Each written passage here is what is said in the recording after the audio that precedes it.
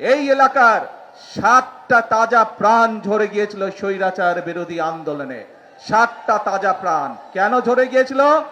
সেই 7টা তাজা প্রাণ, তাদের দাবি ছিল বাংলাদেশের মানুষের গণতান্ত্রিক অধিকার প্রতিষ্ঠিত করা। তাদের দাবি ছিল এই দেশের মানুষের যে ভোটের অধিকারকে ছিনতাই করা হয়েছিল, সেই ভোটের অধিকারকে পুনঃপ্রতিষ্ঠিত করা। প্রিয় ভাই বোনেরা, বিএনপির 7টা প্রাণ ঝরে গিয়েছে বিগত স্বৈরাচার বিরোধী আন্দোলনে। এইভাবে সারা বাংলাদেশে শুধু বাংলাদেশ জাতীয়তাবাদী দল বিএনপির শত শত নেতাকর্মী তাদের জীবন আত্মহতি দিয়েছেন। শুধু জুলাই আগস্ট মাসেই আমাদের সারা বাংলাদেশে প্রায় 450-র মতন নেতাকর্মী সেদিন খুন হয়েছিল প্রিয় ভাই বোনেরা, 1.5 মাসের আন্দোলনে। এখন প্রিয় ভাই বোনেরা, এই যে মানুষগুলো তাদের জীবন আত্মহতি দিয়েছে, তাদের এই রক্ত কি আমরা বৃথা যেতে দিতে পারি না। তাদের স্বপ্ন যদি বাস্তবায়ন করতে হয়, তাদের মৃত্যুকে যদি মূল্যায়ন করতে হয়, তাহলে আমাদের সকলকে আজ দেশ গঠন বা রাষ্ট্র পুনর্গঠনের কাজে আমাদেরকে হাত দিতে হবে।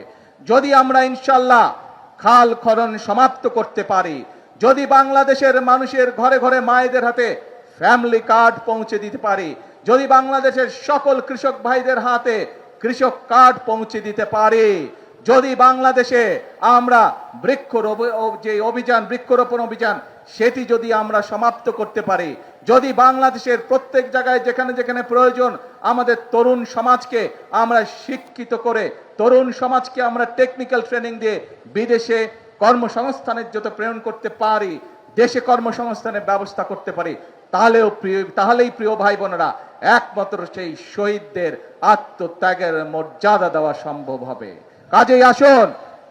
কাজেই আসুন এই আজকের এই খাল খনন অনুষ্ঠানে, এই যে খাল খনন অভিযান শুরু হলো আজকে, যেই অভিযান 48 বছর আগে শহীদ রাষ্ট্রপতি জিয়াউর রহমান শুরু করে দিয়ে গিয়েছিলেন, সেই খাল খনন এই অনুষ্ঠানে আসুন আমরা সকলে প্রতিজ্ঞা গ্রহণ করি।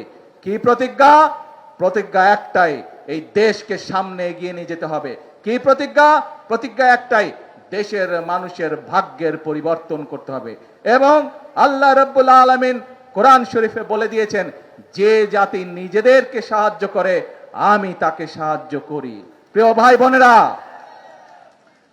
বোনেরা, এই খাল যদি খনন না করি, কৃষক ভাইরা কি পানি পাবে না। কাজে খাল খনন করলে কৃষক ভাইরা পানি পাবে।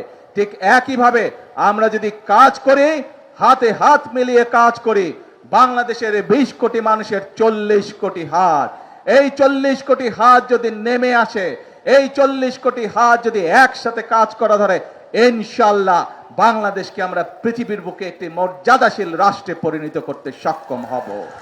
আজকের এই অনুষ্ঠানে, এই খাল কাটা অনুষ্ঠানে আসুন এটিই আমাদের প্রতিজ্ঞা হোক, এটিই আমাদের শপথ হোক যে আমরা করব কাজ সবার